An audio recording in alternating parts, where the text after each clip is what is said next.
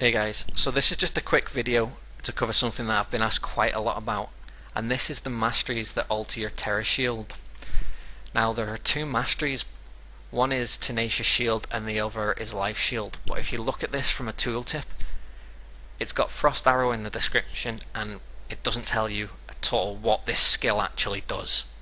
Life shield fortunately is a little bit clearer, but it's still worded terribly and nobody really has a clue what they're speccing into until they do it. So the long and short of it, life shield offers a heal at the end, so once your shield gets taken down you have a pretty substantial heal. In my case, if I switch my masteries here, my base absorb is 2400. Once that's broken through I get a little bit of a burst heal for 1700, which is pretty good. It's a really good buffer, especially when you're getting used to the class, and it really helps you out. It has stopped me dying many times while I've been leveling. But once you get the hang of the class and you know what you're doing, you're more than likely better off switching to this tenacious shield. The reason being, the absorb is so much higher. My absorb currently is 4500, which is a huge amount, especially if you think about it from a PvP standpoint later on in the game. Now the main thing to note about your shields are that they scale with your magic damage stat. You get this from increasing your intelligence, you get them from your elemental activation buff, but most importantly you get it from your weapon.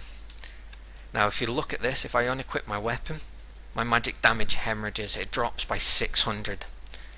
Re-equip that, it jumps up. Your weapon as a sorcerer early is huge.